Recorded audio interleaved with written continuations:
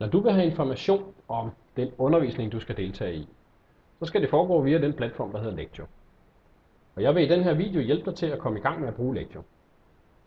Du finder programmet på skolens hjemmeside, tgy.dk, hvor der oppe i toppen af siden er et link her til Lectio. Det klikker du på, og har så her mulighed for at logge ind. Og så skal du bruge den midlertidige adgangskode, du har fået udleveret, og bagefter erstatte den med en, du har valgt selv. Okay. Og kommer så til en forside. Og får man den mest nødvendige information. Nu skal vi prøve at kigge lidt på nogle af de bagvedliggende, grundlæggende funktioner heri. Det bliver rimelig kort, så det er bare sådan lige til at komme i gang med. Første, det er skemaet. Og her kan man se den undervisning, man skal deltage i den kommende uge. Man kan kigge på de enkelte undervisningsgange. Og herinde få noget praktisk information om undervisningen. Hvornår er det? Hvor er det? Hvem er læreren? Hvad er fokus med undervisningen? Er der eventuelt en lektie, som man skal læse derhjemme? Og så videre. Tilbage på forsiden. Så kan vi klikke på den ved siden af skemaet, som hedder studieplan. Og det er en grafisk fremstilling af ens samlede undervisning. Her kan man se alle de forløb, man skal have i ens forskellige fag. Ved siden af skemaet og ved siden af studieplanen, der finder vi den, der hedder fravær. Og under fravær, der kan man se en oversigt over, hvor meget fravær man har. Og det er også herinde, man skal angive, hvorfor man har været fraværende, hvis man har været det. Ved siden af fravær, der har vi opgaverne.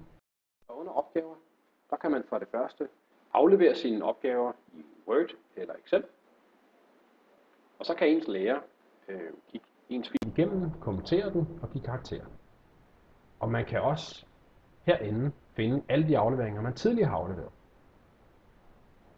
Ved siden af det, der er der en lektieoversigt. Der kan man se, hvad det er, man skal lave i fremtiden. Det er et rigtig godt planlægningsredskab, og der vil jeg virkelig anbefale jer at bruge det, så lektierne ikke kommer bag på jer. Og ved siden af lektierne, der har vi karaktererne. Og der kan man se de karakterer, man får i standpunkts-, årskarakterer og eksamenskarakterer.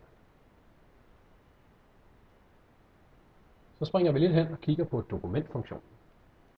Dokumentfunktionen er en mulighed for, at du kan have dine egne dokumenter liggende her, men du kan også dele dem med dine klassekammerater eller med dine lærer.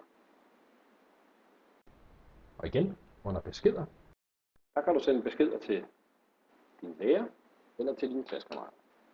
Og vil jeg anbefale, at du undlader at skrive, hvis du har mistet din jakke eller en oplader eller lignende. Fordi hvis alle TG's elever gør det, så drukner hele systemet her. Der skal du i stedet for bruge den Facebook-gruppe, som eleverne på Tårnby Gymnasium har, der hedder TG's Glemmekasse. Og så lige en kort præsentation af programmet.